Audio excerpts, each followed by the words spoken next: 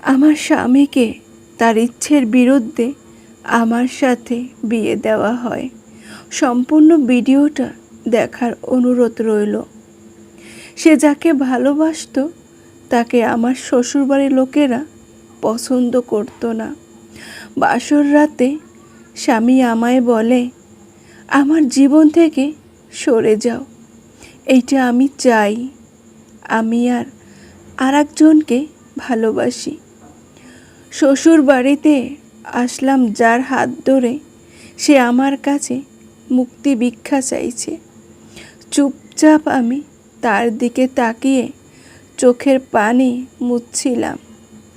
আমাকেও কেউ খুব আঘাত দিয়ে ছেড়ে গেছিল একটা সময়। আমি তাকে বললাম, আপনি কাগজ কলমে সারাসারির ব্যবস্থা করুন। রুম থেকে বের হয়ে আসলাম। তখন বেশ অন্ধকার চারপাশটা।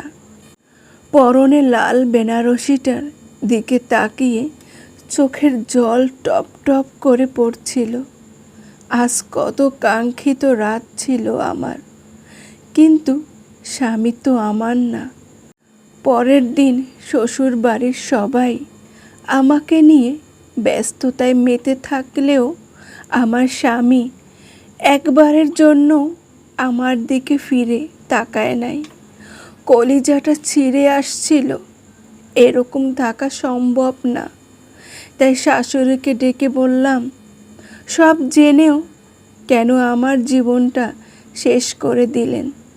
শাশুড়ি বুঝতে পেরে আশ্বাস দিলেন এবং বললেন, একসাথে থাকতে থাকতে সব ঠিক হয়ে যাবে, ধৈর্য ধরো বৌমা।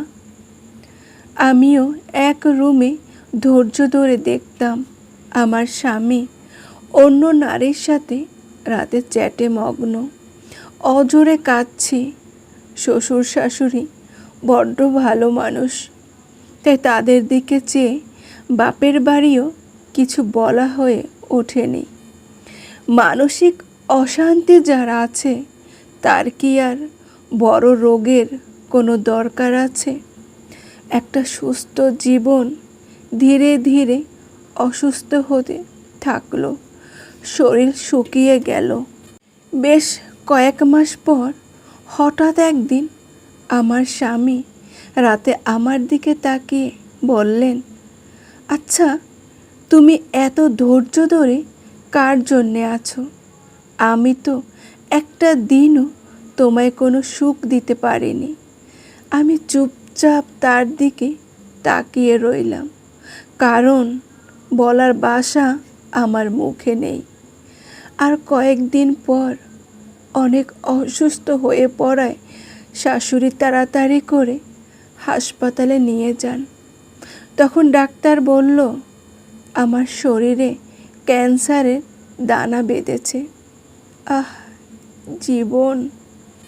সেই দিন স্বামীকে বলি, আমি আর তো বেশি দিন দুনিয়াতে থাকবো না।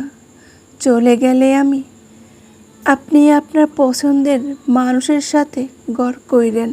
সেই দিন আমার স্বামী এত কেঁদেছিলেন যে তার কান্নায় বাড়ির সবাই জড়ো হয়ে গেছিল। আমার 67 কেজির শরীরটা 45 কেজিতে আসার পর তার নজর পড়ল আমার উপরে। সবার সামনে ক্ষমা চাইল। তারপর মানসিক শান্তি ফিরে পেলেও শারীরিক শান্তি হারিয়ে গেল। ক্যান্সারের সাথে যুদ্ধ শুরু করলাম। আমার স্বামী তখন আমার চোখে হারায় এমন অবস্থা। চেন্নাই নিয়ে গিয়ে বেশ কয়েক মাসের চিকিৎসার পর সুস্থ হয়ে বাড়ি ফিরি।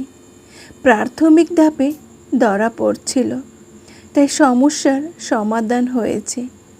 এখন বেশ সুস্থ বোধ করি। এখন আমি মা হতে চলছি। সবাই দোয়া করবেন। অনেক কষ্ট সহ্য করে সুখের মুখ দেখলাম। হাল ছাড়তে নেই।